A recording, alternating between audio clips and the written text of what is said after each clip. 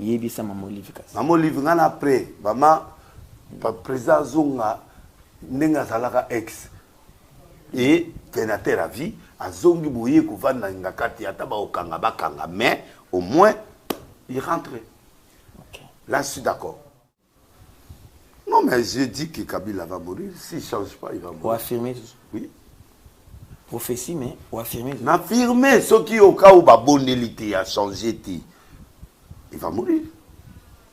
OK. Ndenge pe nanga pe so ka bondelité akufa.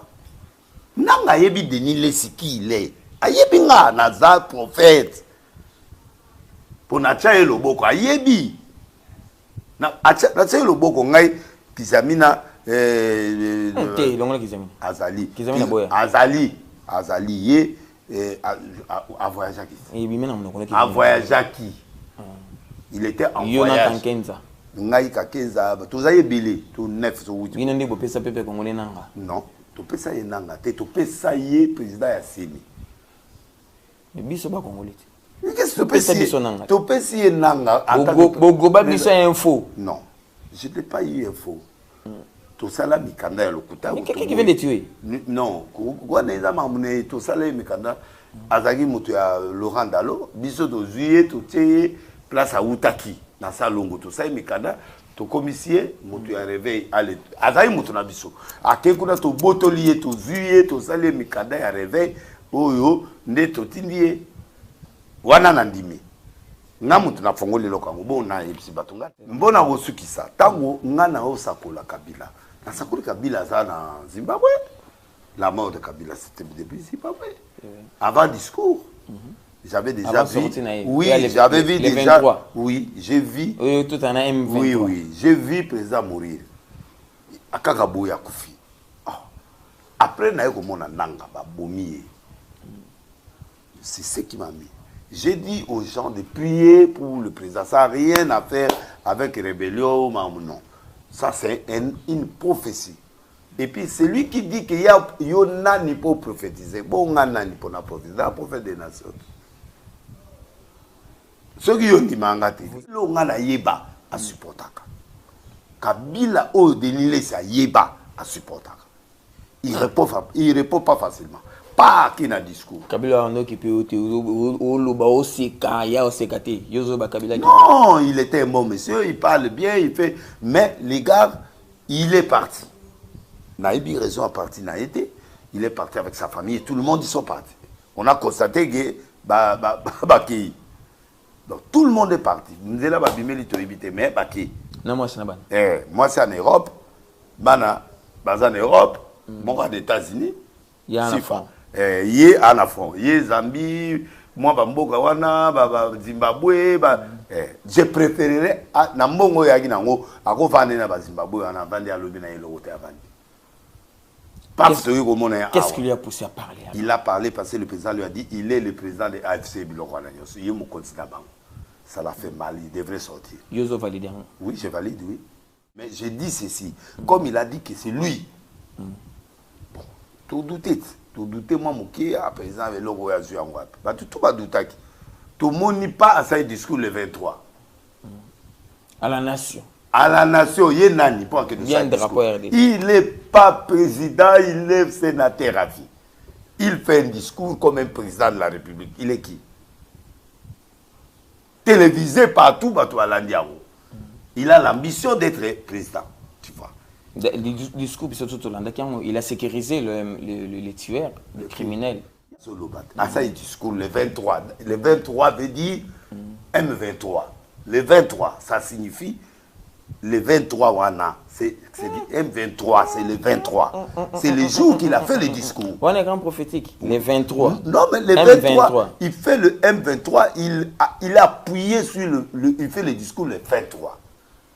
Comment un ex-président du Congo qui fait le discours le 23? Soit ça passe. Et a sorti mon significatif. Significatif. Après, je vais aller à Goma. Qu'est-ce que je vais aller à Goma? Parce que là, c'est un territoire occupé. Pas à qui Koutanana Manang. Moutou Azoboma Batu Yake Koutanae. Oh, président qui s'est pas le bagage. Bakoutani, Bavani, Basololi. D'office, il a manifesté. Et après, il est parti à Bukavu, il a suivi la trajectoire. Il s'est assis là. Mais il dort là, sans garde-corps, là, moi, je regrette Kabila. Kabila, dans son plan, était que Nanga Abundi Ayawa a gagné combat Aye, le 30 juin Awa. Nanga Bouma Oya.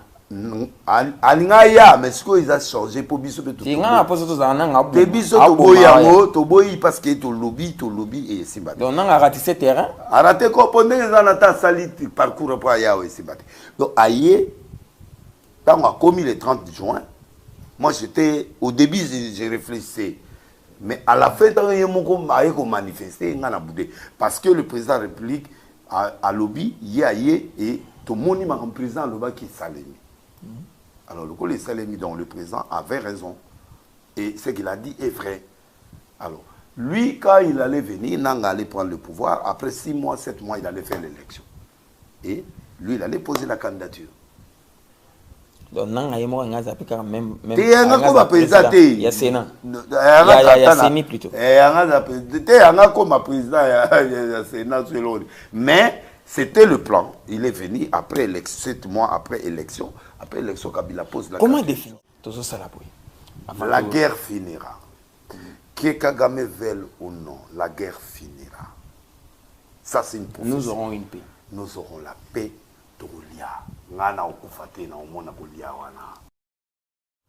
Dans la liberté de penser, selon la Constitution de la République démocratique du Congo, dans son article 22 qui stipule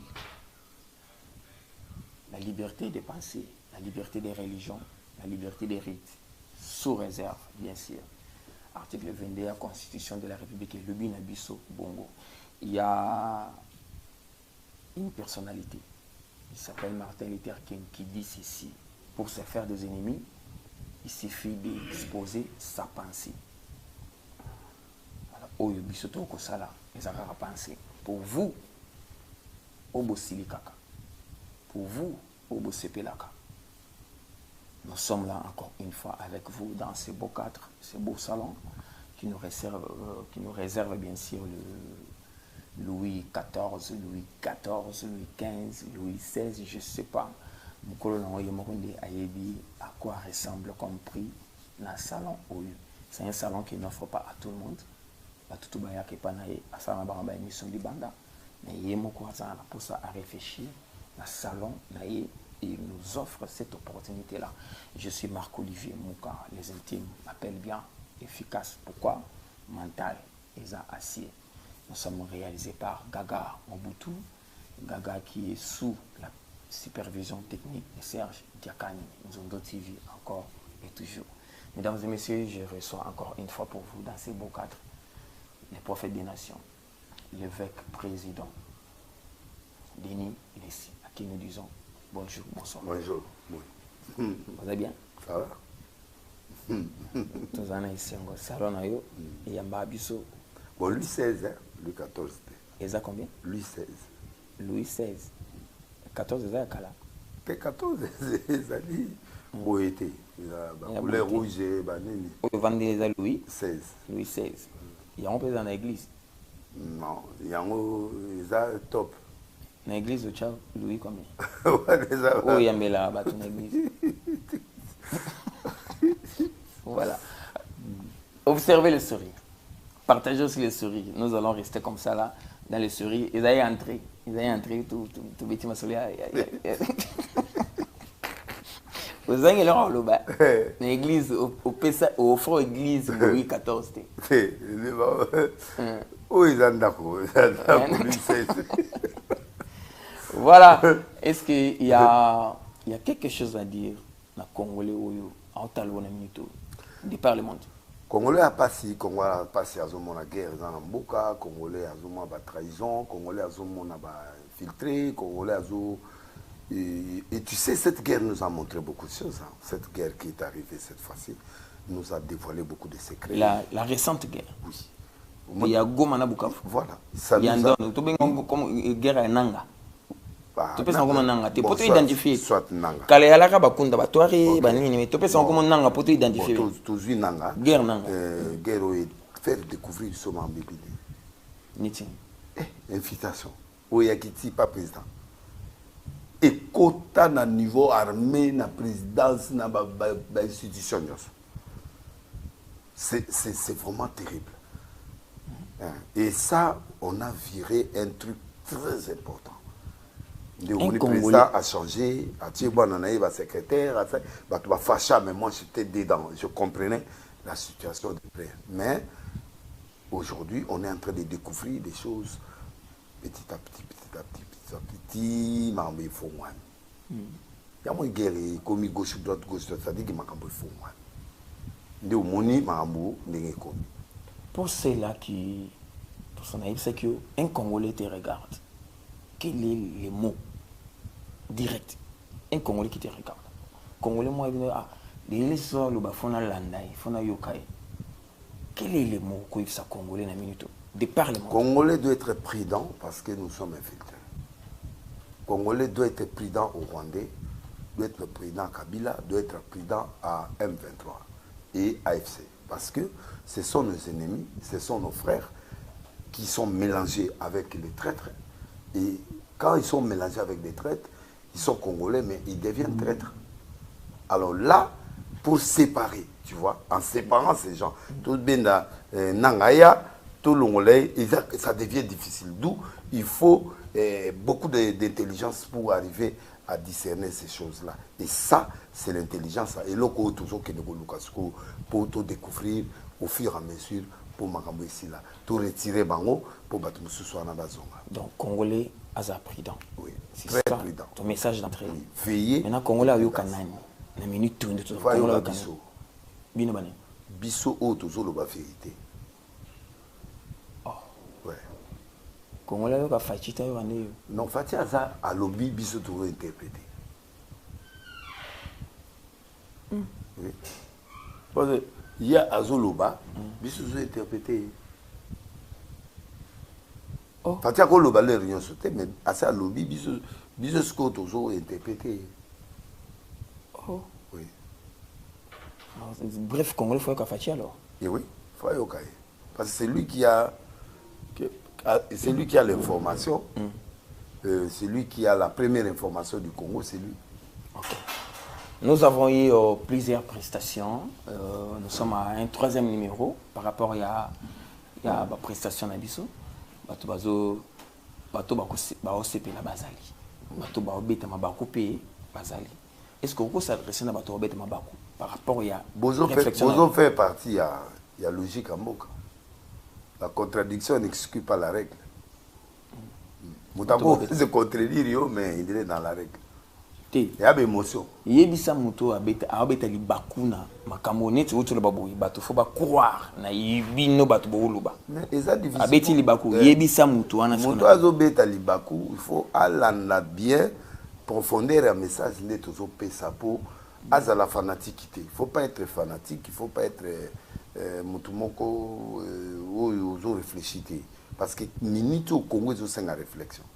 Alors si tu as l'air, aux un sentiment, aux mutaba banani, ça sert à rien. Tu peux pas être dans le débat. Nous faisons un débat. Et dans un débat, il y a le pour et le contre. Au prophétiser tout ça là. C'est bon? Il n'y a pas de problème. On a tout terrain. Au prophétiser, il y a Joseph Kabila Kabange, l'ancien président de la République du Congo, qui nous a dirigé, qui nous a donné, qui nous a doté la constitution de la République démocratique. Non, c'est pas lui. Il a fait beaucoup d'efforts pour avoir une partie de la constitution. Mais là, il se retrouve dans les camps des ennemis. On doit se le dire clairement. Il se retrouve dans les camps des ennemis parce que terrain Azali passe au Vanda. Les terrains sont contrôlés par les institutions de la République. Non. La première ministre ne peut pas accéder. Non. Le président ne peut pas accéder. Non. Le président Sénat au Kota Kunata comme à Gomati. Oui. Mais lui est là. Oui. Au prophétiser Liwanaye. Au prophétiser Moutoua Zaye émissaire. À Banda qui a vaillé. Quand les gens disent que pourquoi Denis ici à mon araka Liwaya Batou, mais à mon araka Liwana été. Réaction mes amis. Peut-être que Moutoua n'a pas mon Liwana, mais n'a pas mon Liwana. Oui, non. Moi, je ne peux pas être prophète de moi-même. Il y a des gens qui peuvent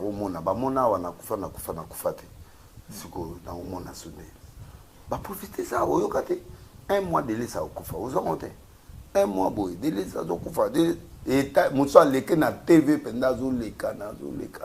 Nathalie Garçon a boiti. Dieu merci. Tu le l'on a sali. Mais moi, on a liwana. Non, on a comme on a liwana. Parce que je ne suis pas Dieu. Moi, on a liwana bateau. Na mona ka parmi liwa ya batu na omona comme na komona bolamu comme na komona mabe comme na komona batu bazo mona par rapport na ba fanatique ya Kabila yoza plus fanatique nga Kabila wana c'est mon ami hein. C'était mon ami mais tout s'est séparé c'était oui au conjugué Kabila au passé oui oui il m'a aidé quand j'étais parti partir à Poison je lui dois la vie mais maintenant il a choisi son camp. Et en choisissant son camp, je peux plaider.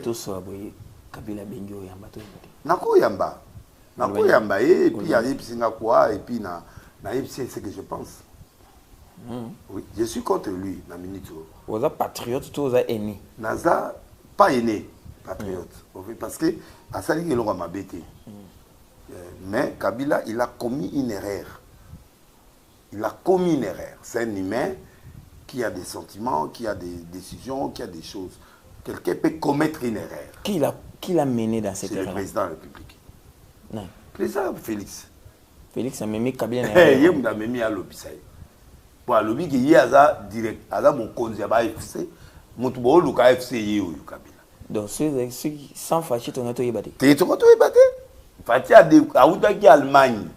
Réunion Moïse, Kuna Magamoïsa, bah YBC qui est AFC, c'est Kabila, M23, c'est Kabila. Il a dit ça. Et quand il a dit ça, il a prononcé Kabila. Kabila, là où il était, il ne pouvait pas résister. Vous avez mandaté? Non. Je ne suis pas mandaté, parce que je sais Kabila, je connais Kabila. Vous avez communicateur? Non, non, communicateur, il y a présidenté, Naïbi, Mangamukunate, mais je parle de ce qu'il a dit. Et en disant ça... En qualité, il y a prophète, patriote. Je suis prophète, patriote, tout ce que tu veux là, je suis. Sauf que je ne suis pas fanatique du président Félix. Mais il est le président de la République, je lui dois ce respect. Et je lui dois. Si comme une erreur, je lui dis.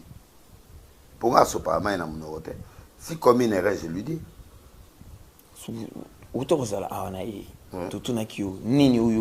Individuellement. Non, je ne peux pas te dire ce que j'ai dit au président. Et puis il y avait beaucoup de gens. Quand on détourne. Mais aux déviés, si on a ça point à Kabila, parce que ceux qui ont dévié à point à Kabila, moi na peut ça. Non. Au moment il a dévié dans le sens que Kabila était un président de la République, à l'a quitté, il est devenu sénateur à vie. Qu'est-ce qu'il signifie sénateur à vie? Jusqu'à sa mort, il restera sénateur. Il a cette statut-là. On lui a donné Babiloko, Bafutaka, à la fin du mois, Basalaraboui. Il a un respect, un statut qu'on lui doit. Il a des gardes-corps, il a il a arsenal, il y a Batou Oba Simana. Payé par la République. Payé par la République. Pas lui individuellement. Non, pas lui. Payé par la République. Alors, toi, quand tu as ces statuts-là, tu dois être aéré. Alors, maintenant, il pouvait sortir, il peut venir, payer Moutaofuta. Sortir dans l'Union, payer Moutaofuta. Il y a un passeport diplomatique. Le passeport diplomatique, tout, il n'avait rien à payer. Voilà. Au nom de la République. Au nom de la République démocratique du Congo. Et soit bon, Azuzu, moi, on peut te donner des attaques. Tu dois supporter. Kabila, on a yeba à supporter. Kabila, au délilé, ça yeba à supporter. Il répond pas facilement. Pas qui n'a discours. Kabila, on occupé au non, il était un bon monsieur, il parle bien, il fait. Mais les gars, il est parti. Naïbi raison à partir Naïté, il est parti avec sa famille et tout le monde ils sont partis. On a constaté que Baki. Donc tout le monde est parti. Nous sommes là mais Baki. Non, moi c'est en moi c'est en Europe. Bana, en Europe, moi aux États-Unis. Il y a un enfant. Yé en affront. Yé Zambie, moi, Bamboka wana, Zimbabwe, je préférerais, na mbongo yaki nango, ako vande na Zimbabwe, on a vendu à l'objet na l'autre à vendre. Qu'est-ce qui lui a poussé à parler? Il a parlé parce que le président lui a dit, il est le président de AFC Biloko Anagnos. Il est mon candidat. Ça l'a fait mal, il devrait sortir. Yozo valide. Oui, je valide, oui. Parce que le président, quand il parle, ça dit c'est l'homme le plus instruit, le plus écouté du monde. Donc c'est Kabila qui a tué à l'Est. Donc, pour lui... C'est Kabila qui a tué à Goma. Attends, non, je ne peux pas insinuer, mais j'ai dit ceci. Comme il a dit que c'est lui. Bon, tout douter, moi, mon qui à président avec le roi Azur en Wap. Tout va douter. Tout le monde n'est pas à sa discours le 23. À la nation. À la nation, il y a nani pour que il n'est pas président, il est sénateur à vie. Il fait un discours comme un président de la République. Il est qui? Télévisé partout, il a l'ambition d'être président. Tu vois. Le discours, il a sécurisé les tueurs, les criminels. Il y a un solo bat. À ça, il discours le 23. Le 23 veut dire M23. Le 23, ça signifie le 23 wana. C'est M23, c'est le 23. C'est le jour qu'il a fait le discours. On est grand prophétique. Le 23. Non, mais le 23, il fait le M23, il a appuyé sur il fait le discours le 23. Comment un ex-président du Congo qui fait le discours le 23? Soit ça passe. Il a sorti mon mot significatif. Significatif. Bon, Toké, après le discours, il a fait ce qu'il pouvait dire, ce qu'il peut dire. Bon, c'est bon. Après, je vais aller à Goma. Qu'est-ce que tu vas aller à Goma? Parce que là, c'est un territoire occupé. Pas à Kéaké Koutarana Manang. Le président qui s'est par le bagage, d'office, il a manifesté. Et après, il est parti à Bukavu, il a suivi la trajectoire. Il s'est assis là. Mais il dort là, sans garde de corps, là, donc, bref, la nouvelle qui disait qu'il est venu, c'est-à-dire, est vrai. Donc, il était là. Mais comme ce n'était pas officiel, maintenant, en comment consulter? Tu consultes qui? Parce que c'est un sénateur à vie, malgré Balongoli milité. Pour poursuivre, mais il est sénateur. Jusque-là, il est sénateur à vie. N'est-ce pas qu'on l'a lavé aussi? Non, on ne l'a pas lavé. Colombo militaire va laver, il peut opérer maintenant comme un bon citoyen. Oui, mais il est sénateur. Il y a pas quoi? Non, mais il est sénateur. il est, c'est pas. Et l'on était. Et on a dit que ministre de la justice, il Balongoli militaire, qui s'ambissait. Des raisons, non? Et ceux qui ont dit que la moto a été dans la députation, il est mort à Zongi. Mais Balongoli militaire, c'est-à-dire, Balongoli est là, comment ils ont protégé pour pas s'imboter. Si vous avez simba, mais tu es sénateur. Maintenant, il est arrivé là-bas. Atali que Awa, Mboka va pas y aller, on va lia ba nini na zonga ka Mboka. Mboka côté au soye ba okangaye ba osambisai. Côté ana so ake ba to ana bon, il fallait otikalata exilé politique sans combo, exilé ou ne pas exilé, mais tu restes quelque part ana mbonge belite. Bon, akei na Goma siko avandi. Nanga mbote ba osolola o. Nanga bo osolola comment? Maintenant tous à Gawana. Voilà. Pour ceux-là qui disent que Kabila c'est un bon. Kabila, on ne peut pas effacer son histoire. Oui, mais... L'histoire est République démocratique du Congo. Oui. Laisse-moi réfléchir. Oui. Kabila c'est un bon. Kabila doit rester là dans l'histoire de la République du Congo. Kabila doit rester là. Kabila doit rester dans l'histoire. Oui. Non, il a fait l'histoire. Il était présent. C'est l'histoire. On ne peut pas l'exclure de l'histoire. Non, on ne peut pas exclure de l'histoire. Il est dans l'histoire, mais il n'est pas digne d'être dans l'histoire. Mais il reste dans l'histoire. On a vu ça, Mike Kaboya. Mike Kaboya, on ne peut pas exclure Kabila dans... Non, on ne peut pas exclure parce qu'il était président. Il a décidé. Il a fait des choses. Il a fait des engagements avec les Syriens. Il a fait des fronts avec les M23 là qu'on avait vu là. Lui, il a traité avec... Il donnait des rançons. à Ouganda et anani yango babendana ki babendana iteke o guerre sidité bo kinde na opia minombo. Je te prends comme un citoyen. Je te prends donc comme... siko yoko siko afuta bango rançon ba rançon ala ba futa ba biloko ala ya fort de guerre bandimi babimi bake ba futa bango siko Félix aye abibonga na futa bino site nyonga papa nyonga bino na papa et engagement à papa na bino na ba Félix na banani ngana na kata biloko ala te. Moi j'engage le pays guerre et bandiwa. Il a dit non au Rwanda, il a dit non à Ouganda, il a dit non qu'on ne paye pas les dots. Voilà, selon vous. Tout selon vous. Selon vous, Makambouza. Makambouza bongo, na on loba vérité. Source Makamouza. Mais badi wanat. Des colères et bandits. Bon, le problème maintenant, c'est que quand il était président, il avait pris des engagements avec ces gens-là. Mais ces engagements qui pèsent lourd au pays, ça ne peut pas tenir. Là. Oui, Kabila. Mais Kabila. Maintenant, le pays est en danger, le pays a des trous, il doit payer les dettes, il doit payer les choses au Rwanda, il doit payer. Comment ça? Un pays, pays monnaie, le Congo, non, on arrête. Et pendant qu'on arrête, et ils sont en colère, ils ont créé ce qu'ils ont fait. M23. M23. M23, ça existait depuis longtemps. Non, mais Bazu Kombo, Ana Izongi. Bazuka Kombo, mais Bangote so bazongi. Oui, bien monté. Nani Runiga Azongat. Runiga mona balakse loginote. Runiga Zonga batutu ala bazonga, bazakaka. Nazana posa sikondi. Avant tout quota au PC. Alors, moi je n'ai pas donné la prophétie à Kabila parce qu'il est M23 ou il est non. J'ai donné la prophétie. Il y a des questions. Oui, parce que au Bimisanga, il n'a pas non, Bimisa ote. Nazo tozonga prophétie après tout koti to ki. Je prends un exemple. Siméon Denis Lessi amène un portrait. Pourtant, les Aïlongi à Joseph Kabila Kabak. Appelé sur papa. Est-ce que vous pouvez me parler de cette figure? Je vais lui parler. Siméon. Il fit le président de la République. Et aujourd'hui, il est dans tel camp. Il est en train de faire ce qu'il est en train de faire. Siméon tenu dans quel camp? Mais dans le camp des ennemis, non.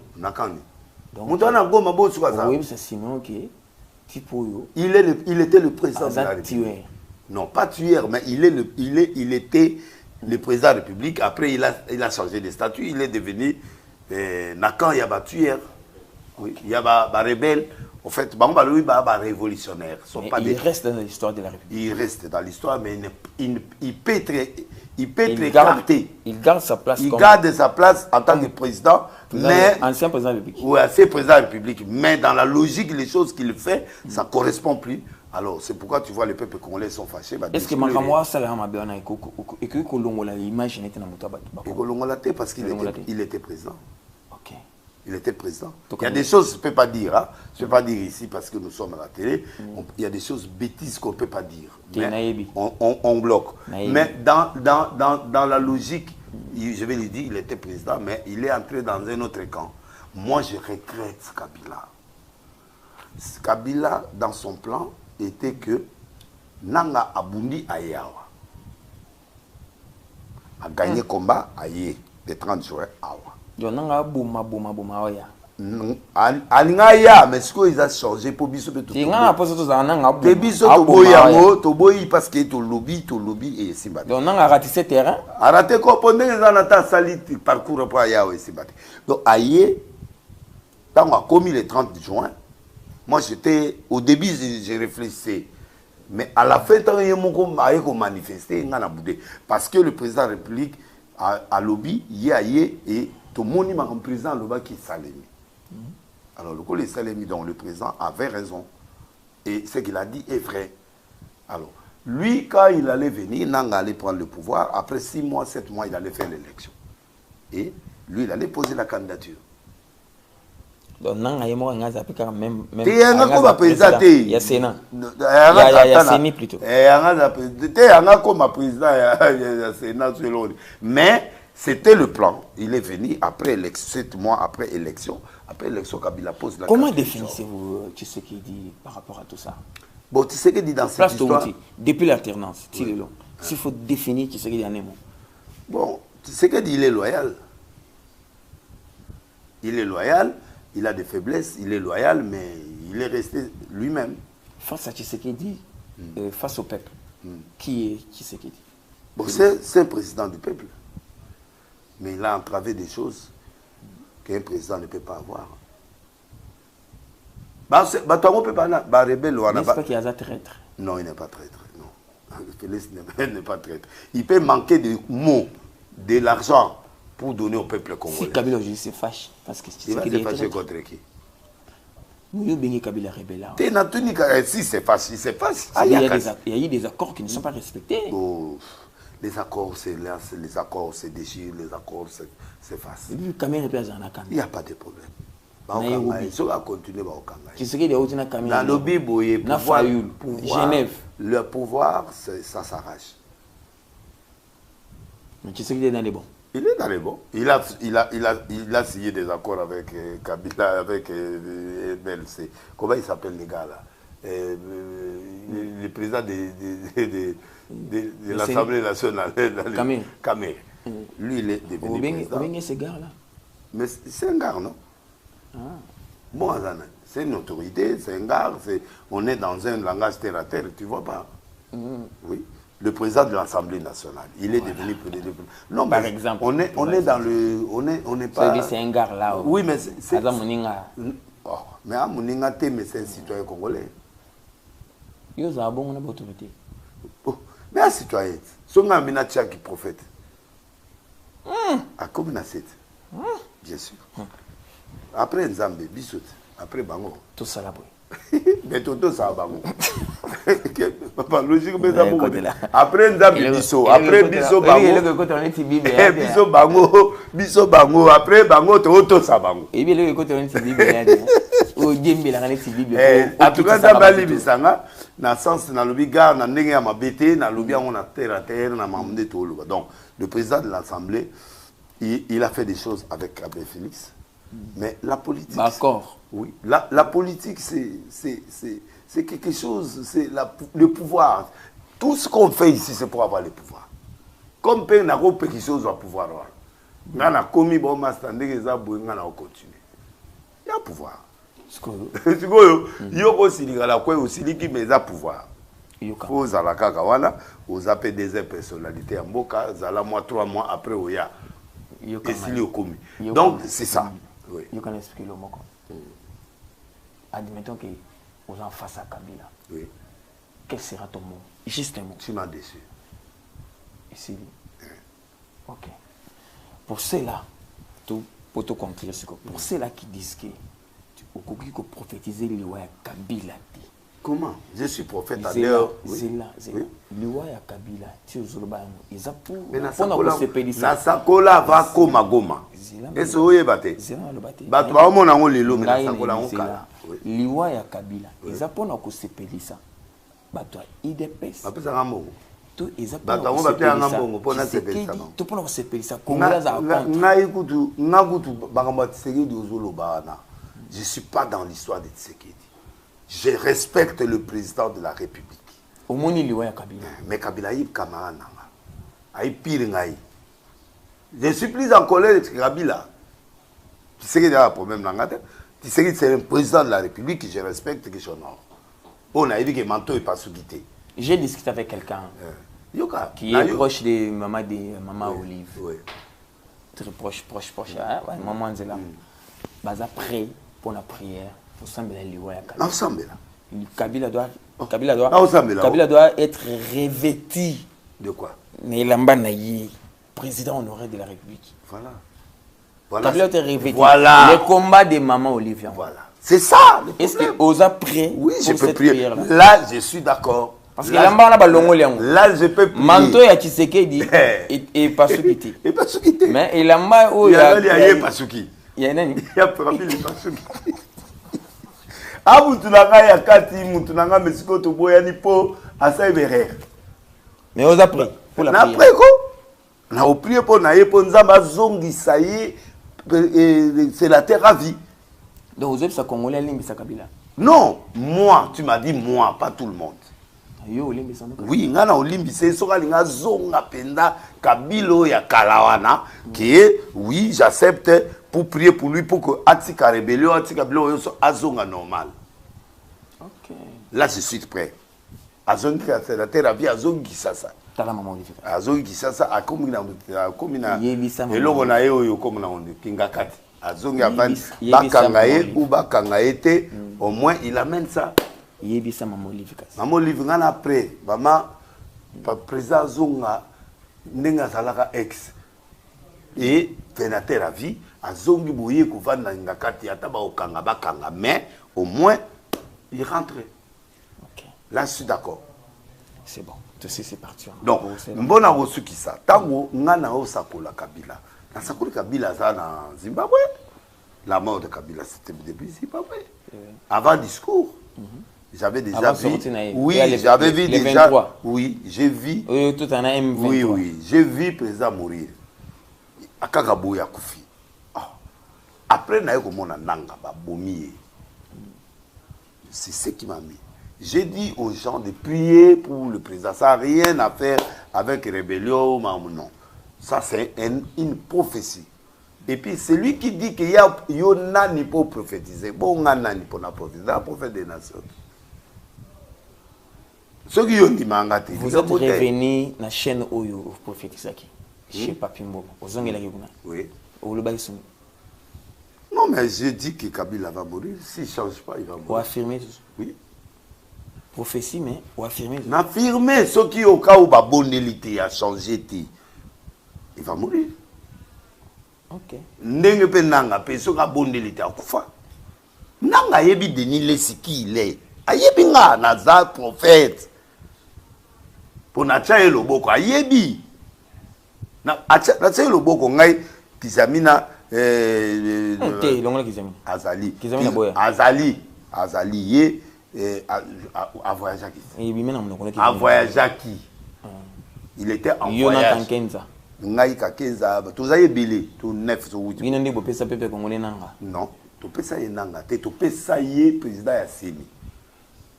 Mais biso ba congolais. Qu'est-ce que tu pesa biso nanga? Tu pesa ye nanga. Bogoba biso info. Non, je n'ai pas eu info. Tout ça là mikanda ya lokuta. Mais quelqu'un qui vient de tuer?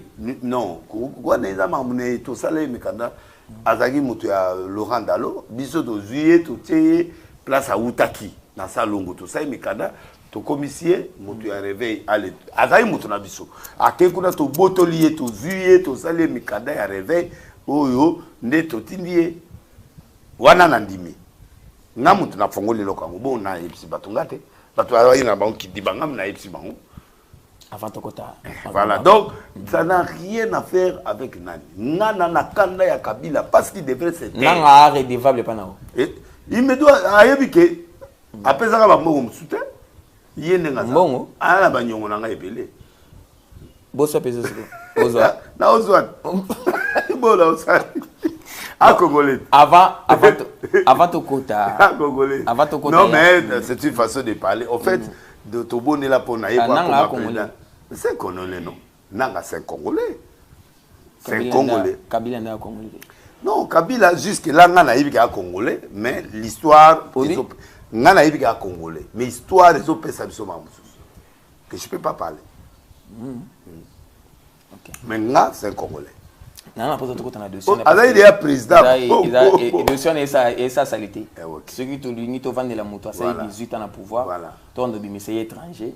Bisomoto a tobi ba yuma ba bololi. Ba yuma penda ba vrai yuma. Donc il y a un petit père mo à côté de la palais. En konza bino. Nzoka yete. Papa wana mutayebisa biso papa na yi. Papa na yi. Oyo alobai papa na yi. OK.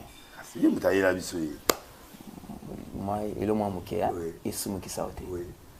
Quand Mukuna parlait de Kabila, j'étais contre lui parce que jusque là je suis tes anasi ça. Pour au moyen le roi. Yo ubi makaboui. Oui, ubani laver Kabila.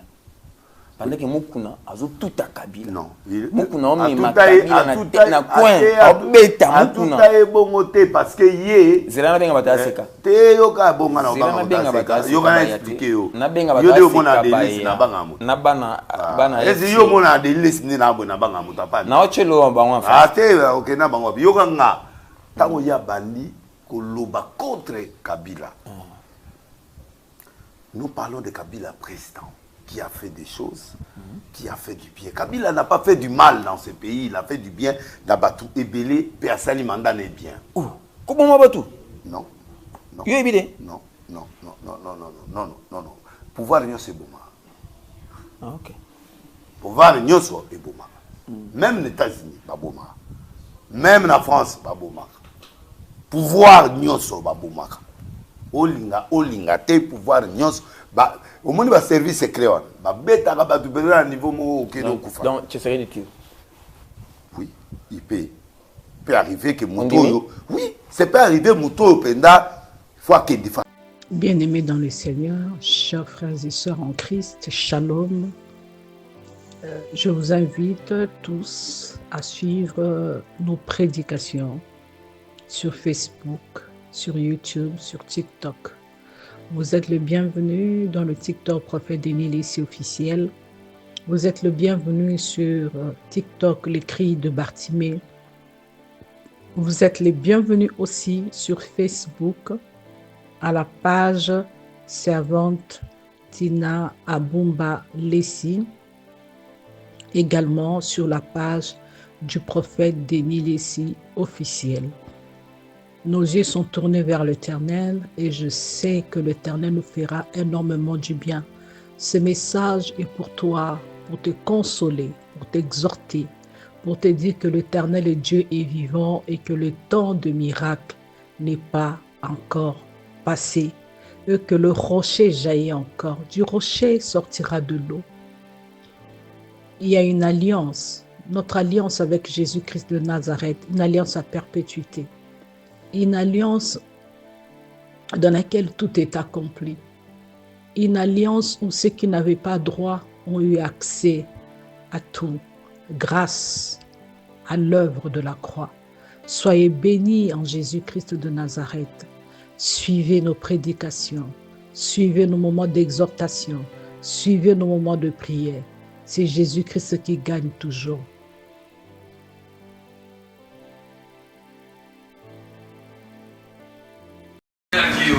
Télécharger Bible. Ouais, j'ai téléchargé, c'est pas là. À chaque fois,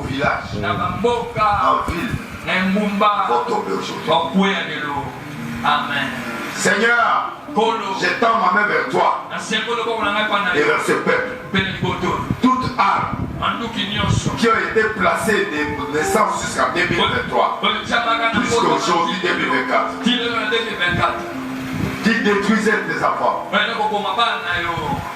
Seigneur, je mets ça dans l'eau. Je brille. Je mets à l'eau. Tous ces gens-là vont se terminer aujourd'hui. Et ceux qui cacheront jusqu'à la fin du mois, nous allons... Et c'est Narabongo. Pouvoir et c'est Narabongo, il n'y a pas de pouvoir sans tuer. Et Zali, oui. Mais Koboma Batoura des autres, non. Il peut tuer pour la cause. Il peut tuer. Il faudra éliminer. Ça peut arriver, oui. Mais ok, Oboma Batoura des autres, non. Je parle de Kabila en tant que président qui a été bien avec nous dans l'église, qui a été bien dans beaucoup de choses. Il est à télémélié dans le pour président Félix Aye. Ça ne se fait pas comme ça. Ça ne se fait pas comme ça. Moi, j'étais contre Mokuna. Faut que comme on est Pascal Mokuna. Collègue, non? Oui. Na lobby, na téléméla. Oleki na ba événement. Na téléméla. Oleki na ba événement. Événement évangélique. Oleki. Oui, mais en plein air, na leki na ba bloc. Yo na ina ko la légende. Il est pas légende. Yo na ina la légende. Il est légende nga C'est battu yo na. Il est légende nga appelle légende. Et à bateau, les gens vont être. À grand frère. Aïe. Na âge, mais na ministère, na mutakala. Place à mon dé, na l'ingandé. Yo dembe la cara. Donc, tu es. Ah non, on a parlé. Azaï boxé. Alors, mais c'est un ancien qui a fait des choses.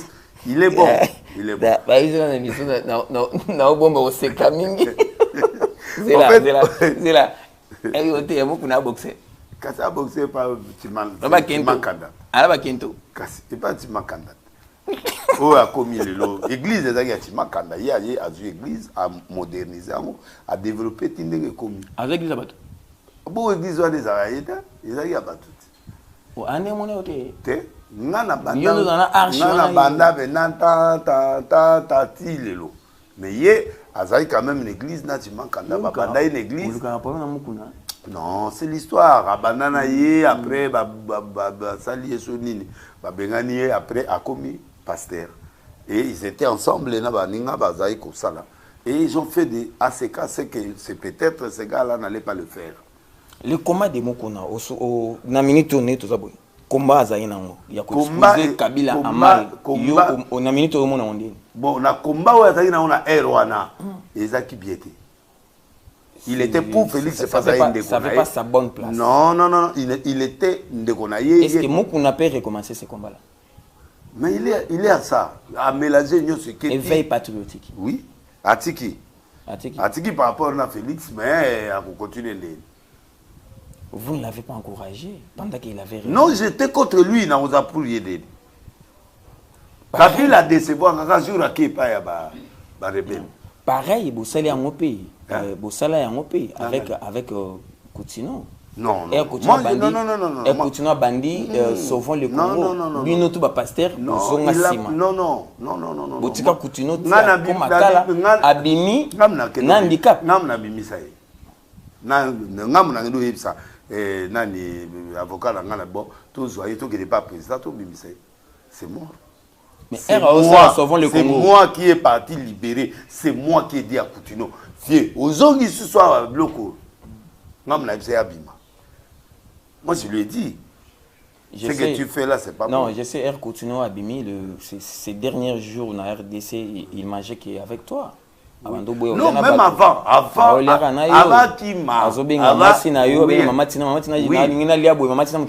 oui, mais avant Bima, Oyo Yasukate, avant Kende. Parce que le problème, toi, c'est terrible. Situation sanitaire, santé, santé, ni déjà commis déjà paralysé. C'est Kabila. Mais il y a une prison. Monsieur, les gars, je ne peux pas dire, mais il y a eu des problèmes qui se sont passés, donc c'est normal à péter. La dernière fois, c'était quand? Je parle avec lui. Hein. Chaque jour. Il va bien? Non, il ne va pas bien parce que le collège s'arrête, il faut que je s'arrête. Oui. Azaki bongote. C'est ce qu'il faut. Akota Mobimba, Azonga, Ndabu. Donc c'est Kabila. Mais c'est lui qui l'a mis en prison. Mais c'est pas que lui qui l'a fait, mais il a tiré en prison, c'est normal. C'est lui. Et ça le patient? Oui, mais c'est un vie à moi. C'est moi qui est parti chercher Babimissé parce qu'il a occupé la prison. Et Babimissé, gloire à Dieu, Kabila Babimissé, Toké, Akene Poto, Nzamba Bikissé, Azalata Bongo, mais au moins. Nzambe aztiki na bomoye abmona taba evre na ye o ya salaki azote azo sabo ibana bazo vivre o landaka même mona na ye. Oui, sa fille. Mais c'est ma fille. OK. Ah bana ngati. Ah la fille elle maman emi mutuna ngai do bakonde bazala ba petit wala nyoso ba ote ala bana ngai. La dernière fois c'est tour kuna na église. Tena kena makala. Kena makala. Ozobonga mokende. Non, ok, même la blaza partout. Il y a Azoa Sissionté. Il y a l'église d'éthique à la Nengeza.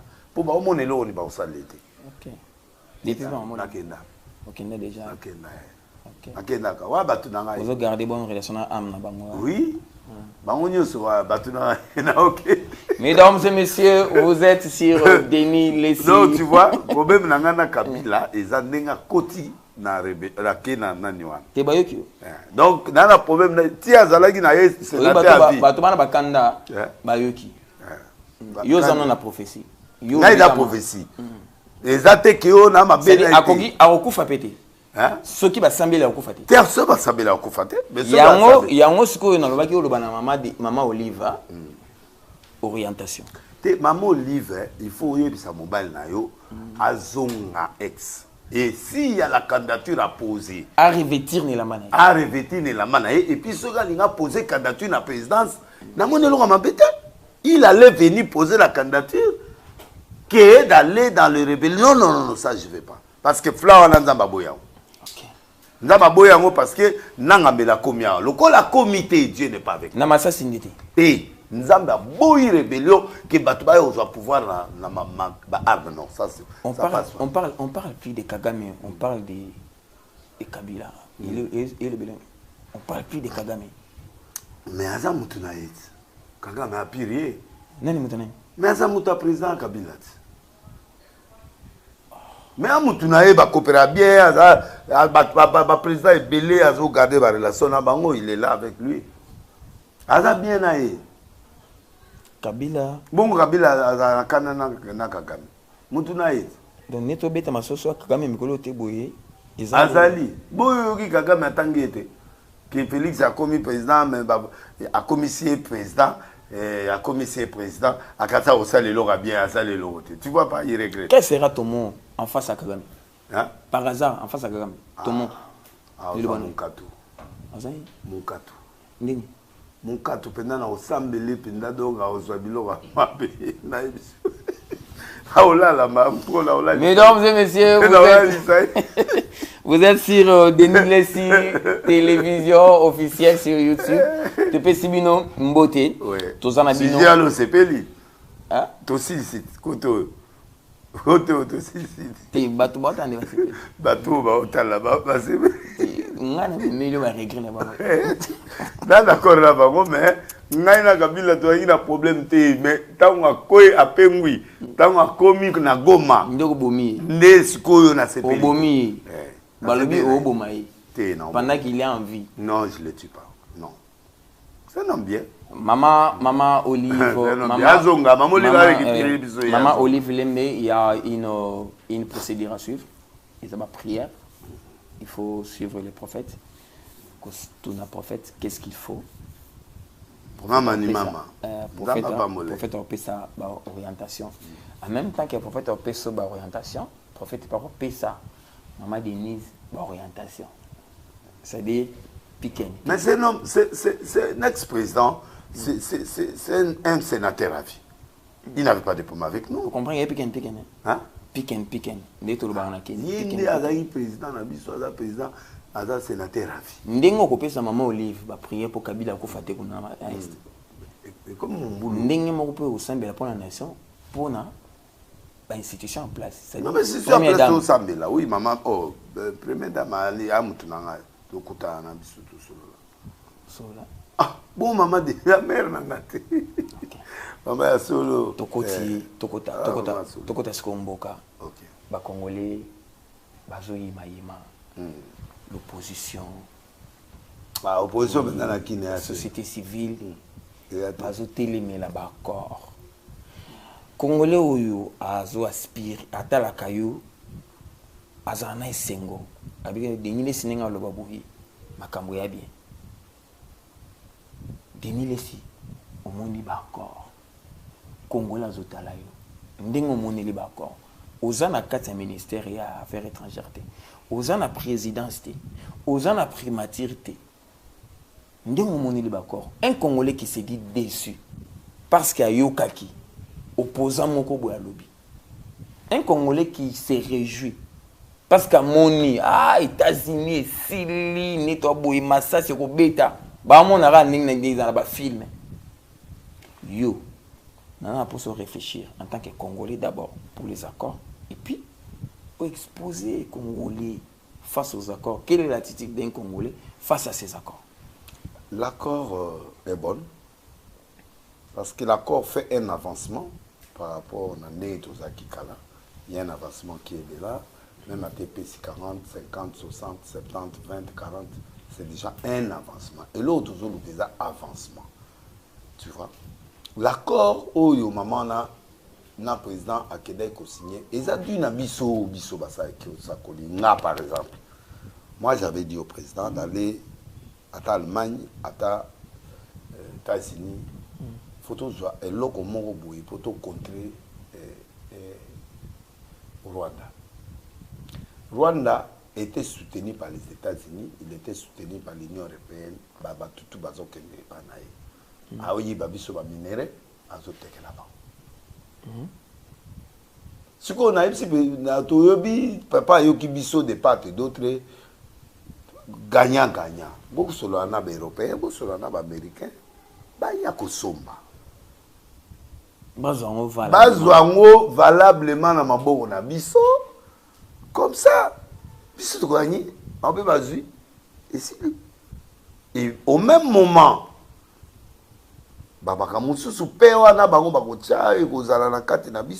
c'est pas que ça résout tous les problèmes du Congo, non. Mais c'est un pas vers la paix. Il n'y aura pas de morts à l'Est. Il y aura plus de morts. Il y aura des morts. Il y aura des morts. Parce pendant ces accords. Oui, parce qu'il y a toujours des fraudeurs. Mais la paix au Yotoloba, ils ont dit que guerre et il y a sous-souligné qu'ils ont en clarté. Tu as un processus, il y a paix. Oui. Tu as un processus, il y a paix. Maintenant, comment Congolais a un bakoro? Baza na flou pour éviter. Yango moni, Mouzito a le président va expliquer encore là-bas. Mais il y a des choses qu'on ne peut pas expliquer. C'est pas une rencontre. Mais Mouzito a compatriotes, a toujours na batou. Mouzito il travaille bien dans le sens qu'il supporte le président, il supporte tout ce qui se passe. C'est un acquis pour la République. Mouzito acquis. Oui, mais il est déjà là. Lui, il est depuis longtemps, il appuie. On peut pas être strict.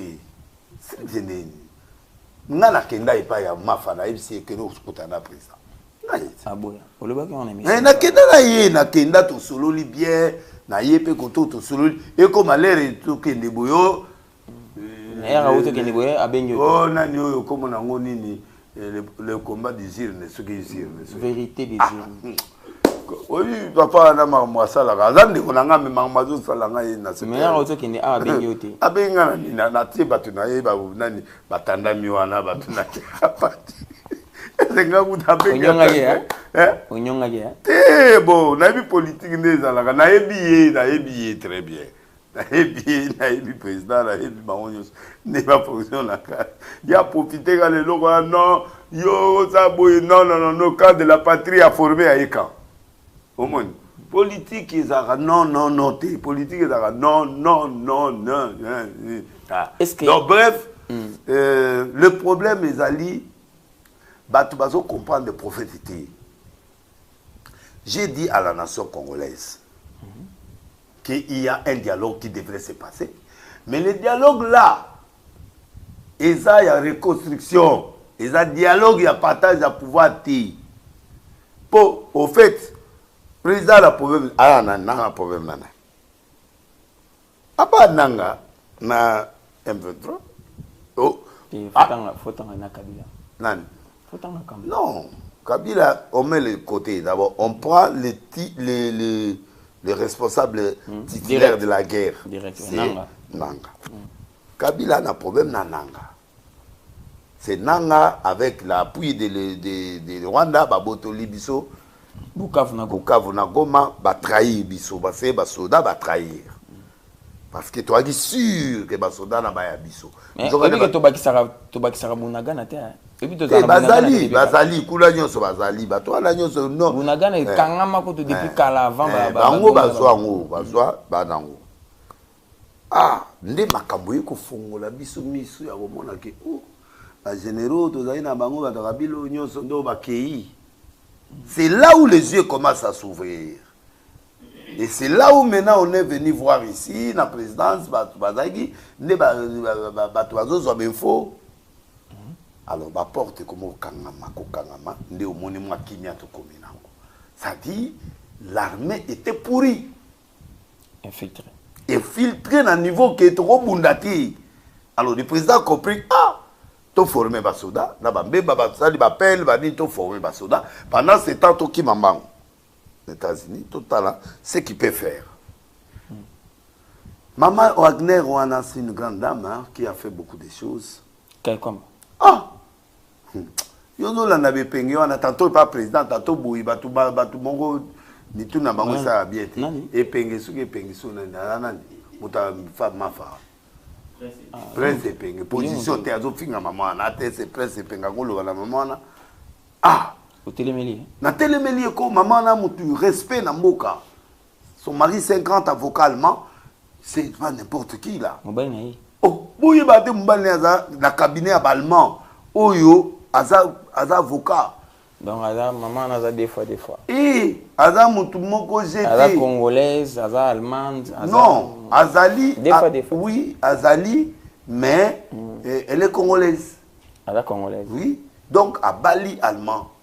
Quand la Bali allemand on a toi bien aí. Oui.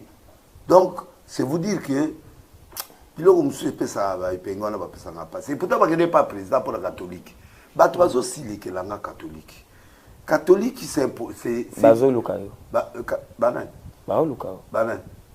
Ba sango. Sûr. Sango ba sanga loni. Sango c'est en fait ba sanga ni na sai ba on. Nous sommes là-bas. Je suis contre Bango. Je le répète, ceux qui forment, oyo toko solo la batwa ke Rwanda batwa ke bake pourquoi na do pourquoi ba yami bango. On doit assumer. Hein? On doit assumer. J'assume oui. On va affronter Basango. Oui. Bon baba nan. Eza Basango nyoso te, eza Basango nyoso te, eza c'est à travers Cholé que la politique c'est mon frère non? Oui bien monté. C'est mon frère, tu connais pas? Yabanou. Oh. Yabanou ndeni frère nanga frère. Musakata. Oh, frère nangati.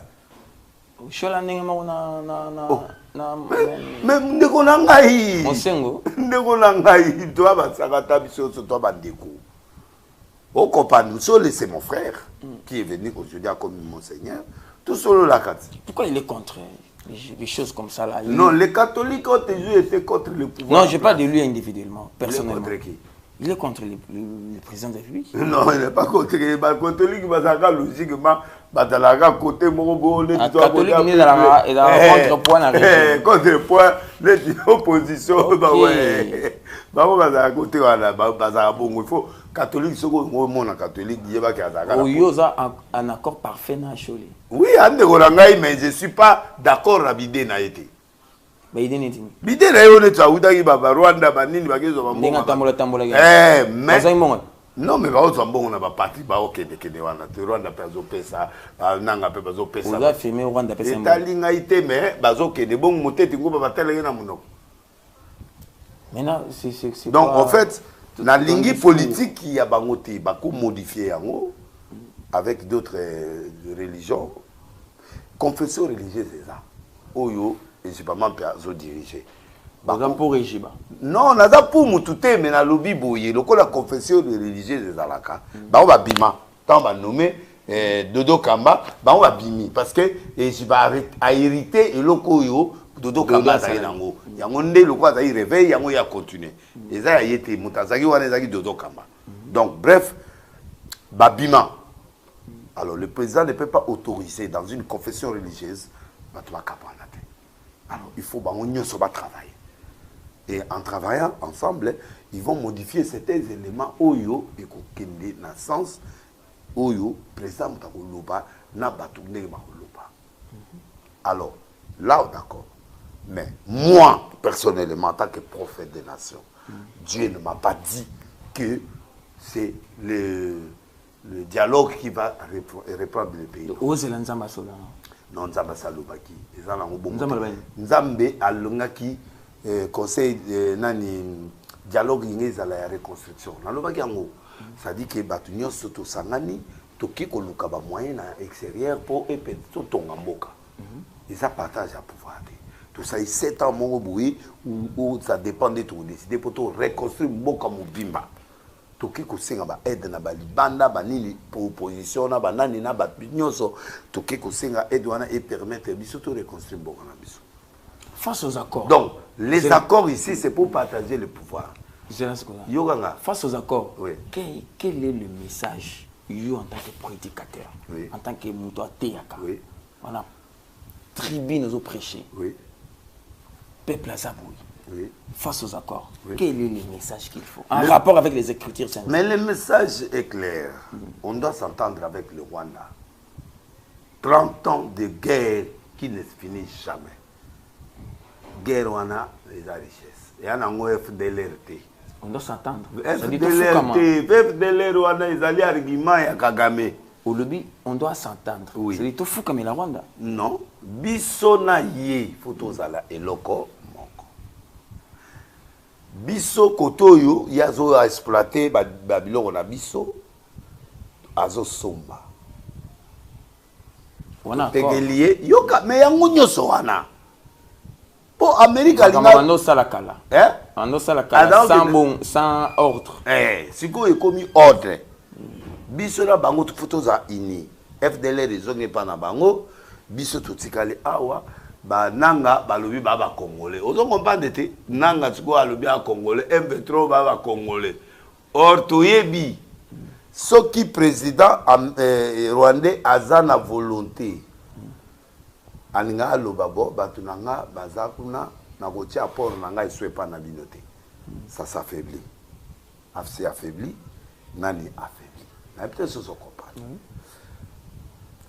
Alors, et ça dit que sikoyo batini bango na doa baki do solo la makambo na bango kuna na doa po baza ba congolais. On comprend nde bati wana. Et ça la carte accord. Alors, maintenant il y aura quoi? Il n'y a plus de guerre.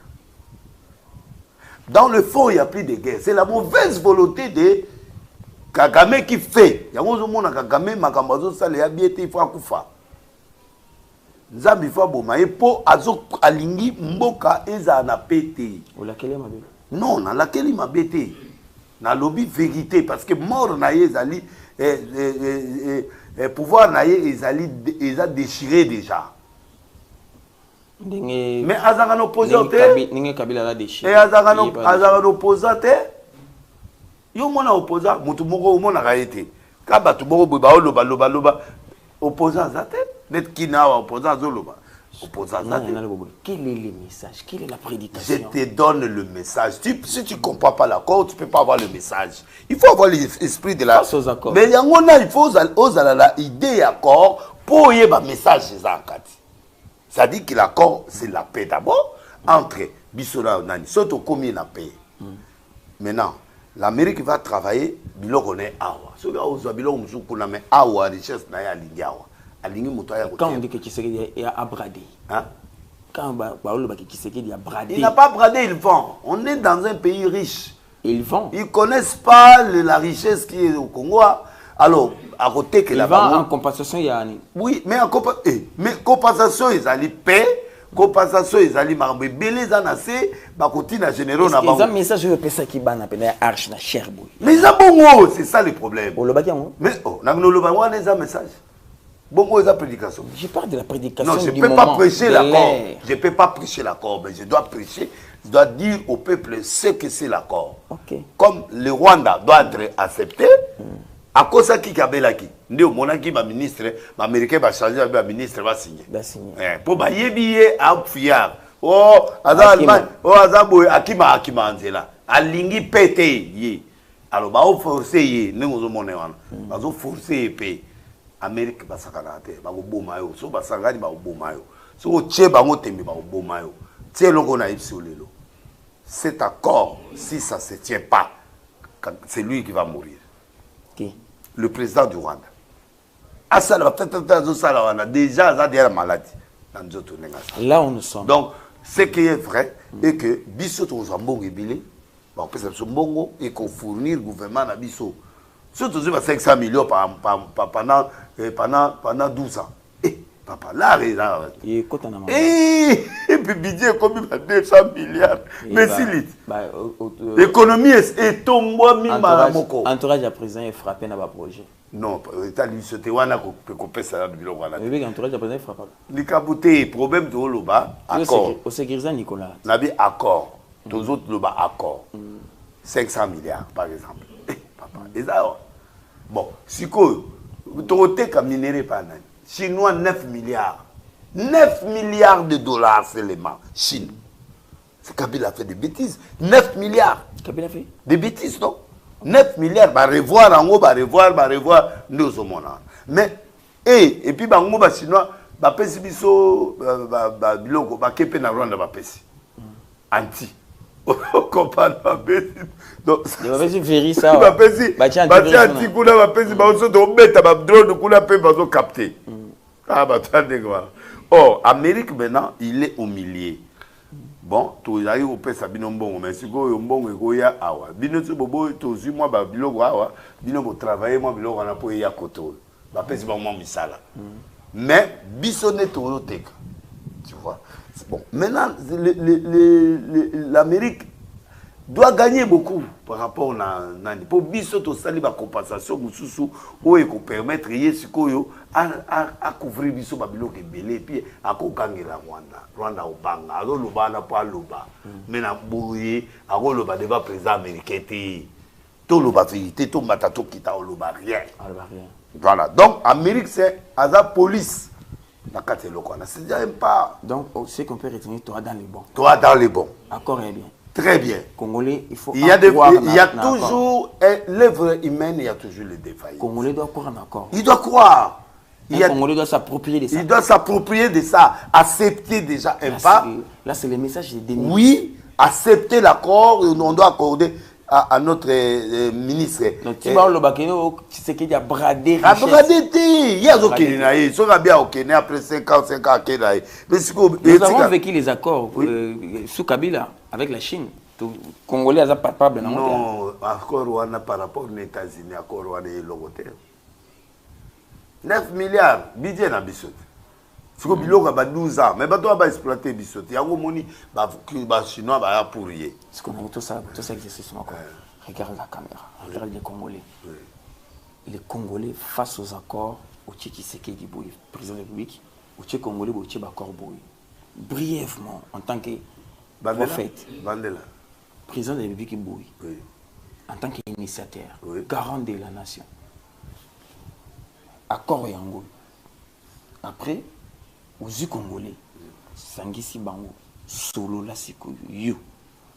Solo la. Maintenant, Solanine, le président de la République a signé un accord bien, où il peut permettre Bissot d'évoluer, et puis si Bissot pas, mon et qu'on met ma Bissot dans le développement, et qu'on met ma Bissot dans la paix intérieure, parce que la guerre là, les États-Unis en a 4, Bagamousou, Solo, Libisto, Yebi, Moussoma, Moïbele, mais ils ont paix et beaucoup de guerre. Doha, à Solo là, Naba, Congolais ou baza awa ba rebelle au soana bango entre autres Kabila bon Kabila ba onyo soana ba solo là et sili qui m'a so ozo éviter Kabila comme rebelle point na so éviter était na sina lobby makamuna ye na so éviter était na sa sina lobby ka mo ese leki na mbosa na donc ndenge za wana do a occuper ba biloko mususu to arranger na ba corps ba biloko to solo na bango awa pour arranger entre biso et biso. Donc, ce n'est pas grave. Ce qui est important, c'est que le Rwanda puisse dire oui. Comme à Signaki, tout ce qu'il est en train de faire, ce sont des manœuvres dilatoires. Et manœuvres dilatoires, ils n'allent partout. Alors, mais l'accord est vrai. Maman, on a Wagner, il faut mettre les maboko. Il faut l'encourager. Parce que les accords se définissent, ça peut changer, ça peut monter. Donc, ce n'est pas un problème. Il n'a pas bradé le pays. On a des richesses qu'on peut lui donner. Wagner, Bazali, tout autour, au moment où on a encore un bandit, pas. Qui m'est au côté de l'Amboka? Américain, et puis Tata a jeté un Pérouan. Alobi a gagné des accords, a gagné Babylone et Belé, Yazanangwa, Yebi, Kelar et Kota. Américains sont bons, ils ont des Trump. Trump Mongo, ceux qui Mongo Zali, yo, Rwanda, Aubengana, Bima, a nommé d'un général Mogoti, pour Aya, Pangamouane. Donc, on est black, nous on va gagner, et ils vont gagner, mais ils vont gagner plus par rapport à la compensation, à pouvoir, c'est normal, il ne faut pas gagner les gars. Mais ça sera un grand accord qui va nous épauler avec les moyens et puis la paix. C'est-à-dire un Congolais doit croire à cet accord. Oui, doit croire. Un Congolais doit le croire. président ne peut pas vous trahir, ne peut pas venir vous trahir, non. Ok, là c'est très bien. Le président ne peut pas nous trahir parce que lui, le mandat finira, il partira. Mais il nous laisse le moyen de vivre. Ok. Voilà, au moins, il sort. Moi, je crois au président Félix. Je crois qu'il peut finir. Il va finir cette guerre. NASA, en collaboration. Il est décidé. Et il va le faire. Dans une collaboration. Et il a dit, je traiterai avec le Rwanda. Et il l'a fait. Je suis content de lui. Et là, maintenant, il a la matière. Rwanda, mais Rwanda, ce n'est pas Kagame. Hein. Kagame va mourir. Azadia malade, un jour. Donc, ce n'est pas vraiment ce qui est important. Kagame, c'est méchant. Donc, c'est trop méchant, mais il doit mourir. Donc, c'est quelqu'un qui doit l'engager dans le Sénat. Ngande na sengi liwana ye. Nzama lobi na ngate ka okufa le loto lobi na bina sengi liwa. Po azobebisa mambebele. Ouais, il parle du président comme si c'est son camarade. Non, président Congo à président Congo. Il y a zolié pas na biso. Il dépend de nous. Il dépend de nous. De notre sol. De notre sol. Ça, il faut en ça na on. On dirait comme un kanda. Après c'est un kanda go. Kagame. Kagame après c'est un kanda penda. Nzoto te. Il est Kabila. M23 c'est l'expression du Congolais. Donc il ce qu'on en face à Kagame, on a l'expression congolais. Il a l'expression congolais. Ngasi goyo na bomina bateau nyonso ba osala wana. Voilà. C'est pas avec eux. On doit faire ceci. Tu vois, moi je dis à Kagame et tous ces troupes là, l'accord là, ils ont énervé. Pourquoi ils ont énervé? Des avantages. Donc, à signer déjà, accord. Bango bazo mona kaka nani FDLR en WhatsApp. Donc, toujours cité, c'est pour dire qu'il y a beaucoup de gens qui ne maîtrisent pas. Et pengazo ta maman et pengetika biloko na boya ki maman ba catholique na ba camp de le nini, bo ça calme. Donc et pengazo et bengno tangi wana epenge azana. Ah, mutu sera fayo. Atiko distrait peuple. Atiko distrait peuple. Bango tuwa ba distrait peuple. Même Kabila ye moka lobi bakora ngo akora ora tina ibatu. Ba contrecarrer mais si ya tu ça. Mais c'est beta ba kufa. Réel logo ya te. Tozo sala boy. La guerre finira. Que Kagame veuille ou non, la guerre finira. Ça c'est une prophétie. Nous aurons une paix. Nous aurons la paix. Tolia ngana okufate na omona kolia wana okenda na ngoma te nani yo nani nga ngote point na ebite na sepela na oda okufa kuna nani okufa te liweza te izala ngo eloko te mais nani nga ngote olinga goma nani nga ngote nani nga côté STT côté nani nga ngote mais nani nga batu une parenthèse après le là-bas au moins on me gagner là-bas kuna ouais na président. Hein? Au moins, il bâti. Au moins, il y a pas de ah, Lola Béa Makasi. Lola Béda, ma mère, Fifi Masuka. Hermon a réquita, Mamboza, la moi, mère. Oui, puis Makamboa bien salé, mais en boca, la Mengamona, oya, pour la sa publicité. Nan la oui. Oui. Na Kabou la paix, Batunangaï, Bango. Président de Bibouli. Après le là-bas, n'a pas gouverneur. Ah, c'est pas na yo. Président, n'a pas gouverneur. Et pas na yo. Pas na ngandé. N'a pas ah oui, c'est normal. Conférence à la gouverneur. Oui, faut pas qu'il y ait kuna. Bon, ça là. Ngana okende sikate. Président Zala. Ah, vous allez kuna. Ah là, ndako eza. Ndako nani? Ndako président eza. Na banu. Nazo expliquer au Boyoka. Conférence de gouverneurs après le là-bas et pour ça les manapa. Ndako emonana.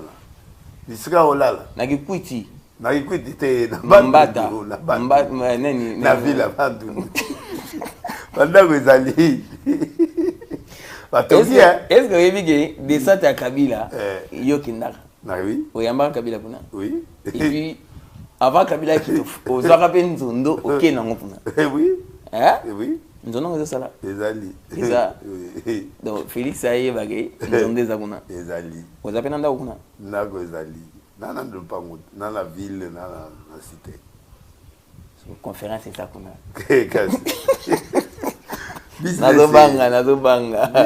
Nazobanga. Bon. Ero ala botelo ya balala. Pourquoi comment tu ba ba Mike Kenny, ba Fifi, ba Dudu, nani oya biso Kinshasa nani. Oyebi gouvernement Kinshasa te. Comment on est na ebis de Ebungi. Gouvernement Kinshasa. Gouvernement Kinshasa. Gouverneur Kinshasa. Gaga, gouverneur de Kinshasa. Gouverneur de Kinshasa. Daniel Safou. Daniel. Safou, ça va bien au bête à Deliles. Ah, Safou, comme ma casse, Safou. Yem ça camarade là on Safou. Tala, yem ça oui. Kobeti sanga mababu. T'es l'habit au zonga. Non, nani Daniel, na bien, mais dans le bien. Daniel Safou. Gouverneur il y avait la Kinshasa comme Daniel. Gouverneur avait la Kinshasa. Na bien mingi peut-être. Daniel Bumba. T'es na bien mingi t'es. On a un beau fan de Bumba. Bumba va s'allier. Mais Daniel Bumba, na lobby vérité, va mener na au côté. En tout cas, Asalo Yadzo Sala, Nzaba Otambola, mais en tout cas, Oli Oloba Daniel Bumba, Oza pour moi Daniel Safou. Daniel Safou, Alobi Laga, il est en bétaka. Si vous regardez tout, ma casse à moi, Daniel Safou. Vraiment, Safou a vu ma casse. Et puis, Safou, aligné, c'est quand on s'est baisé, attends, ma combat d'église. Ada député, mais moi je reste prophète. Mais il y a des gens qui ne vous respectent pas. Hein? Oui, mais il y a des gens qui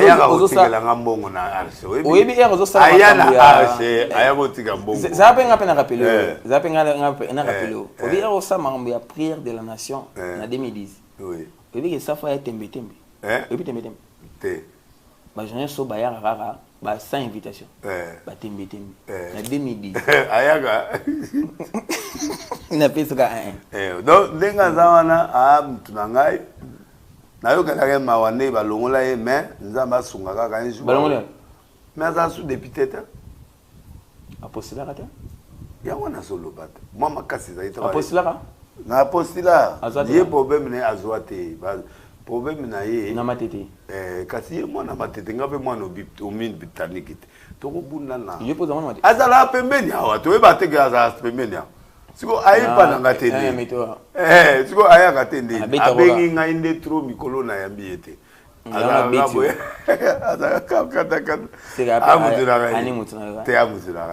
Après de tabato ba TV mutuna ngai. Dohane mutu aba aye mutu oyo galokuta masina ngai muta opekisonde et puis chaque jour ngana za matete pourquoi yakate te laisse na obeta nga wapi soki yo sala catch ngape na sala so sala pe sport ngape na sala yo pratique boniko na pratique tene o pratique o sala karate kat et puis na ikache ceinture ngai papa kache Kache ba kisi ta mutateleni yo kache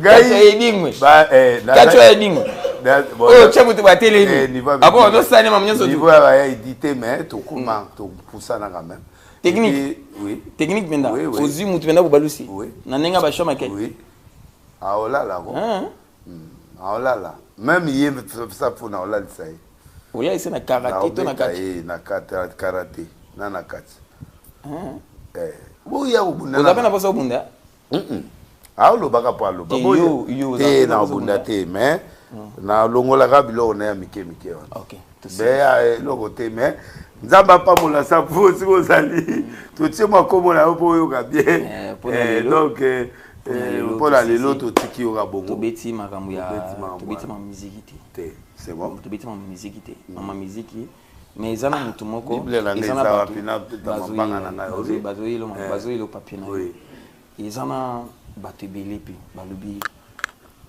oteyaka bien pourquoi betaka sete na mateya ovandaka na mateya te na ovanda mateya nelinga na prophète na ovanda na mateya te oui mais na teya est-ce que yo oteyaka bien na teya ko bola teya te bato ebele de bayeba te mema baolanda nga na kabelo minute nani na kabelo minute na kabelo minute non ma prédication la kezo bato baolanda na bango dakote awa te mais na oyebisa bango ka baya mercredi vendredi na 17h molo 87 dimanche na 9h baolanda mateya baya kolanda mateya nanga oyo nateyaka eosala bien et puis bozako loba pétage non pétage ezalaki temps nango eleki makambo nango mais pour le moment c'est révolu hein otiki pétage non mais pétage isilite mission nanga ezaki na esilit film soki nzembo bako film tourné bima ta ekobima ebima moi sina mobali bakabwanaki ozala bien na producteur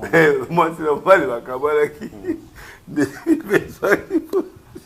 et puis nani film wana ekendaka boye mais bakosala ngo tishiki aluka ope na film moko alukaka na film aya bon na 3T 3T aya problème ya 3T nalata ezali nalata 3T eloko mbanda nanga na mwasi na yebo sikola olanda te de namonaka olata yango trop lobi olataki yango lelo olati te me lobi olataki banimero tout osala na finikaka 3T na nzoto bon neti maika boya oluka yango mabe neti album pétage eza de esila babiloko to eza mais bango batu producteur azali il va faire sortir des clips et tout ata na boyi eza ya yete eza bisiki sokoda na zambongo okenda ozelaka sokoda ozelaka na bambongo eloko yango ezala mwa alare donc mais ça va en tout cas pona mateya balandaka nga mercredi vendredi dimanche na moloko 87 pétage etikali pas producteur abimisango bon pétage oyo ezalaki ya pétage esila donc nga nazoki na nga na église mais album ebima. Mesdames et messieurs, il est de vôtre. Il s'appelle bien l'évêque président Voulouzi Denis Lessi. Aza guide à l'église Arche de Noé, visionnaire bien sûr. Nous l'avons réussi dans le salon Naïe, bien sûr. Nous sommes là avec vous. Vos suggestions, vos questions, toute préoccupation, mesdames et messieurs, nous sommes d'accord avec vous. Tokosolola et Belé. Matéa pour vous qui réclamez Matéa, restez connectés sur la chaîne Denis Lessi officiel sur YouTube. Pour la prédication, vous qui aimez aspect naïe, il y a côté, restez connectés. Et vous qui souhaitez bénéficier de ma prière, vous êtes dispo pour prier pour les gens? Bien sûr, moi je prie tous les jours pour les gens. 081 5. Oui, oui. 082 5 777 111 082 5 777 111. Mobenga nga na on prier pour nabino. Boya l'église na za ambino. Na za nga simple. Pour ba complication non na nga simple. Message eza boya boyo kanzambe. Ba ba Hollande en direct. Balandi chaque mercredi dimanche en direct au Hollande bisope. Ba ope ba oya boya. Ba nga mona ote ya mercredi vendredi dimanche loba mbouteillage ce qui déranger nga de na comité. Mais ceux qui temps ezali nazo koma. Dimanche, mercredi, vendredi. Donc, patron Abedasio n'a pas son beauté. Avant qu'on a pardon. C'est ça là, nous bon, on a son Abedasio a une perception maïté tomé là. Avant qu'on a il y a ceci. Il y a le Komoko. Tout mon copé a mis ton Nisaki Mingi. À lobby et bouilli. Est-ce que, au fait, à kokite kozonga susu mais venema na matende la dernière fois ça qui est venema ça doit décom bisute na place à on dirait comme eloko ba libanais bonjour matete mais to so la bonjour somi d'abord donc on a autre mandolo mais c'est boloko oui mais sikoyo na banda d'activité so na wuti poto na ye nazo banda activité moko entre lemba na nyona matete katikati wana oui katikati wana na okremo lo mwana en fait na ça ba tourner ya commune c'est que na iloko wana na échangeur oui place on appelle c'est bon oui échangeur oui on peut mettre là aussi c'est très bon créer le wana oui to créer le moins makasi wana donc na hôtel ya siko na ba commune au lieu de veiller nos amours on est dans les 24 communes. On est de régime c'est bonjour, bonjour, Matete, bonjour, Lemba. Tout autant molanango, après tu kwe na bastade. Après tu bani bastade. Ok. Et si tu tournes, tu kwe na stade. Donc, so déplacé aux zongi, aux bandelana. Nazo banda Fikine. na Fikine, oui. Espagnol africain. Bon, ou bien échangeur wana. Échangeur. Oui. Échangeur, oui. Échangeur. Photo banda wana, après tu monter partout, après tu es Massina, après tu es Bastade, après tu es Matir. Donc tout bon ça va t-shirt. Tout bon ça déjà. On a ba péter. Ba péter ya. Ah bah tu non. Péter golong wa te fo ezala. Péter ezali. Po ba ko ça ja. Mundimi obenga mundingi péter. Oh, bato oyo basambela te mais oyo baba ba pro. C'est-à-dire balinganga bayaka. Les gens vous ont pris quand même, hein? Tu vas comprendre quand même. Tu vas comprendre, tu vas comprendre. Bah warrior, bah adopté. Bah warrior, bah adopté. Bah gaulois, bah nani, bah mana wenge, bah adopté. Bah adopté ngai. Bah on est bah bandoya ce qu'on va prier. Bah oyako, bah oya. C'est ça. C'est un patron à bête dessus, bah bi mai ezate. Eh, tout le monde a mai ava. Tout le monde a mai, hein? Eden. Eden. On a banni la publicité. Eden. Eden, mai à bête dessus. Mai à bête dessus, Eden, oui. Patron Bogos, Mouya ya Patrick, azongi le chanteur. Azongi ça, na regretté mokozi na moni mutu moko non ministre ba boya ki akota conseil des ministres. Beaucoup tika Mouya ya te. Ni na oboy. O akota journaliste bo zo ki nani poser question non, c'est pas. Ce qui va sali gouvernement Mouya ya zonga. Azonga. Nani ngaka e. Et puis aza un véritable nani Gilo Ndomboyo. Gouverneur Fifi Masuka, la loi là-bas, Diezola. Diezola. Gouverneur Kiaboula. Galo Azoka, petit nanga ya pétage, mais ozo pétele nga trop. A signé yo. Dédé Moupassa. Didier Moudimbo. Dédé Moupassa, moi dépasse. Didier Moudimbo. Pire, maman Masuka. Dédé Moupassa. Mioula, c'était. Moutassage quand même.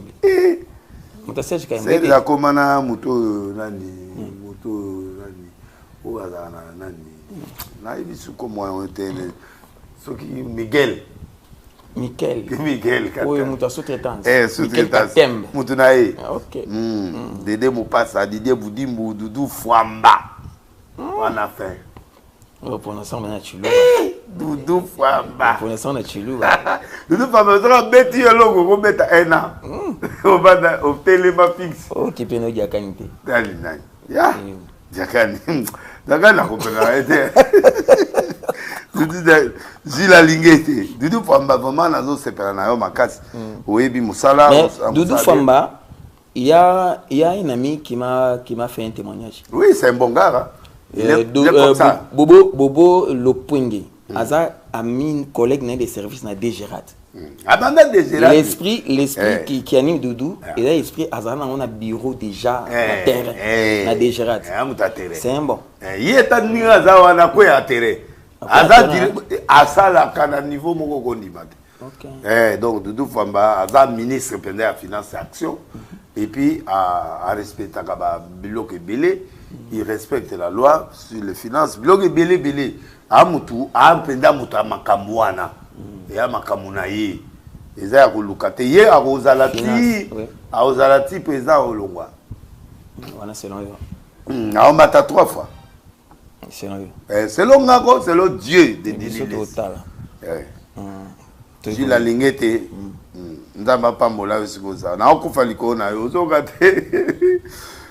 Kodamboka Willy Mosheni Nadine Mamona na Italie Azad Kodamboka Azad Libanda OK agena voyage aoya Mudims petit nanga Mudims asai restaurant ya ba restaurant moi Mudims Didier Boudimbo Mudimbo mutu mususu mwasi OK comme les Mudims Pascal Kester adjoint à Sénat Zamba Pambola et puis ministre ya la fonction publique oyebi Liao. Suka la mwana. Kwa cerveau Zulu ado ile aolekela na boya zo kimambangu akende ko kimambangu. Asalinga sina za okanga photo aleki. On a cerveau d'état. On a cerveau d'état. Et puis oyo esilité. Silinde ni yongo sisa. Et na liste zate. Mais na mutua. Suki na mutuka. Okoki. Oui, ministre nani ou tata ou azana Kisekedi bazaki ba camarade. Voilà ministre ou voilà ministre, voilà ministre. Oui, bien sauté. Kibasa. C'est que moi naïe moi mutunangai mama ramela ram etalié mutaram mama ramela ndara kaboté maramoté mama ram et c'est les quatre ozo sécuriser ram et les cas papa et les gars OK et c'est moi boye mutanoma donc et si na mutuna musumu nguzane te si obosani nabosani David Moken gouverneur gouverneur ya mboka oyo nini bawele a sala tipo ala makambu jeune gouverneur afa libérer biso te David Moken David a libéré nga na besoin mbongo David Moken il faut libérer nga pour alobo répéter donc a mutu penda je dois signifier na parsec na ye o azoya kotika ba élément nezo kana RTNC musala kitoko na RTNC c'est un gars qui fait bien son travail azolandela c'est un jeune gouverneur que Dieu va l'élever encore makasi to kuta bantu ala élu d'abord comme député provincial donc a bandi benana si faut qu'il y ait bawele na okende OK une nouvelle province. Merci. Depuis Kabila à Panza, Baotonga Siko. Et tu as sonné? Essile. Tu es beau Samuel. Bemba. Secrétaire là. Ministre de Ministre de Justice. Samuel Bemba. Zaba Pamola. Muta petit na. Oui. Muta vie na plutôt. Il y a za petit na mais muta vie na Mbosso. Mbosso, wa mutu na ngai. Azo éviter. Mais abenga inga jour na kin. Di alobi yo za sola. Obi ke na koma. Na koma mais nzota ibiete na tidi pasteur Achille. Akena ko représenter nga. Obenga ngate ko.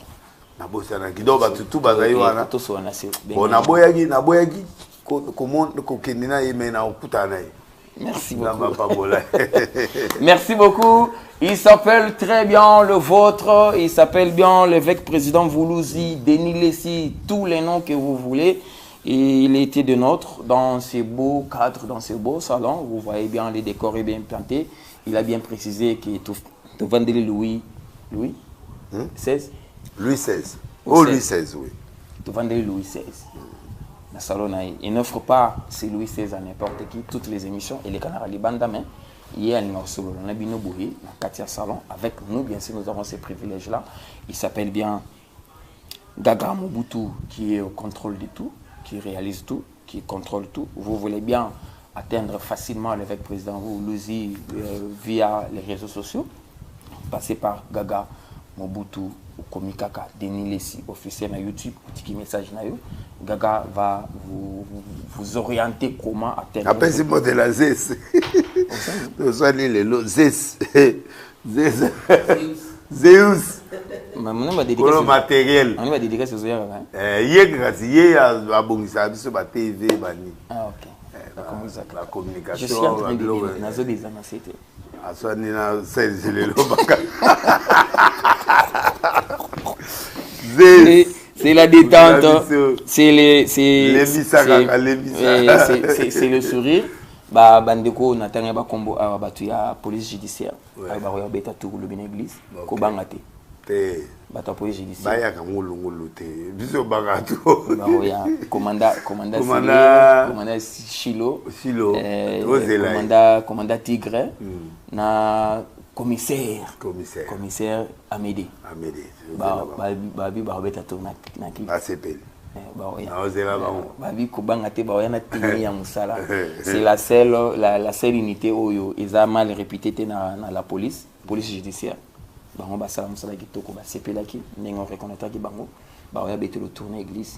Merci à tout le monde.